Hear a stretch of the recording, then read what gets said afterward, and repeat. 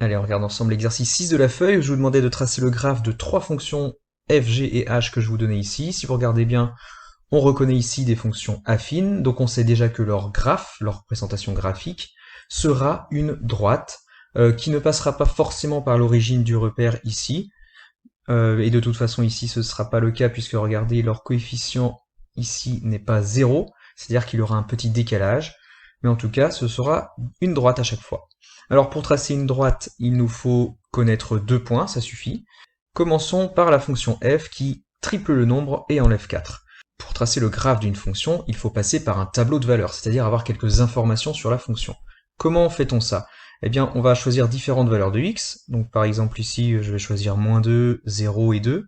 Ça suffira largement, puisque de toute façon, je sais que le graphe, c'est une droite, donc il ne me faut que 2 points, et ce sera bon.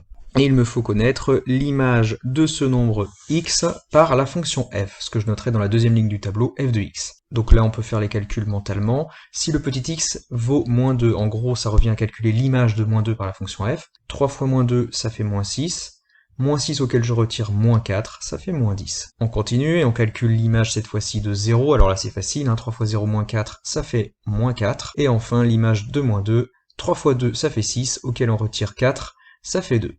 À chaque fois que vous avez un nombre et son image, ça vous donne un point que vous allez pouvoir placer sur le graphe. Ici par exemple, on apprend que le point de coordonnées -2, -10 sera forcément sur la droite. Alors je vous rappelle encore une fois que cet axe correspond à l'axe des x, et cet axe correspond au f de x, c'est-à-dire les images des nombres x par la fonction f. On pourrait donc ici intituler cet axe f de x. Alors allons-y, construisons la droite représentative de cette fonction f. Ça, je vous ai dit que ça nous donne du coup un point qui est le point de coordonnées -2, -10, mais je ne peux pas le placer sur le graphe puisque il serait beaucoup trop bas à cause de son ordonnée de -10.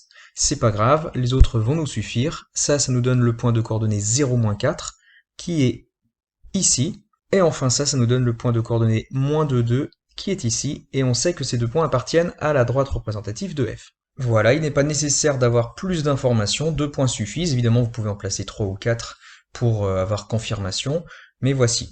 Alors petit complément maintenant, regardez ici le point de contact entre notre droite et l'axe vertical, l'axe des ordonnées, elle le coupe en -4, et le -4 c'est le coefficient ici. C'est ce qu'on appelle l'ordonnée à l'origine, et vous le trouverez toujours de cette manière-là. Et ensuite, pour retrouver l'autre coefficient, qui est ici pour la fonction f3, je vous avais expliqué comment faire avec les fonctions linéaires. Et bien là, c'est pareil. En gros, vous vous placez sur un point de la droite, donc ici par exemple, alors je prends un point qui correspond avec une intersection des lignes du quadrillage, bien sûr. Vous vous décalez de 1 unité, et vous regardez comment rejoindre la courbe à présent, verticalement. Et bien là, on voit qu'il va falloir remonter de 3 crans, donc plus 3. Eh bien, c'est le coefficient. S'il avait fallu descendre, ça aurait été un nombre négatif, il aurait simplement fallu compter le nombre d'unités afin de rejoindre à nouveau la courbe. Et c'est là qu'on voit que quand le coefficient est positif, on a affaire à une droite qui va monter, donc une fonction croissante, et si le coefficient est négatif, on aura une droite qui sera descendante, et donc une fonction dite décroissante. Allez, on continue, on passe cette fois-ci à la fonction g.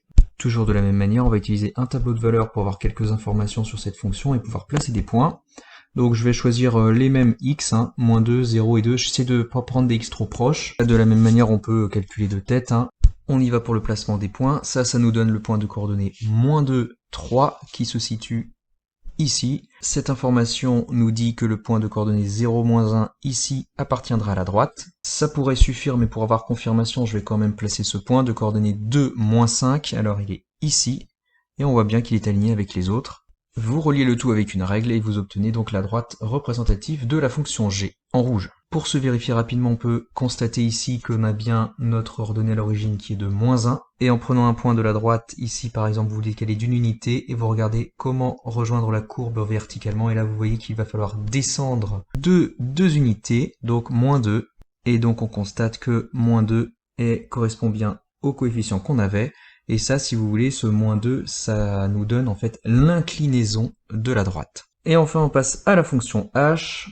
Vous avez vu que je continue à calculer l'image des mêmes nombres. Évidemment, vous pouvez changer. Alors, 1 demi fois -2, ça fait -1, plus 3, ça fait 2. 1 demi fois 0 plus 3, ça fait 0 plus 3, ce qui fait 3. Et 1 demi fois 2, ce qui fait 1, auquel j'ajoute 3, ça me fait 4. Ça nous donne le point de coordonnées -2, 2, qui se situe ici. Là, j'ai le point de coordonnées 0, 3. Et là, ça nous donne le point de coordonnées 2, 4 qui se situe ici. En reliant ces points, vous obtenez la droite représentative de la fonction h. On vérifie ici que l'ordonnée à l'origine est bien le coefficient 3 qu'on avait. Et on peut vérifier qu'en se décalant d'une unité à droite, on doit remonter d'une demi-unité afin de rejoindre la courbe. Et c'est bien le 1,5 qu'on avait ici. Donc elle a la bonne inclinaison.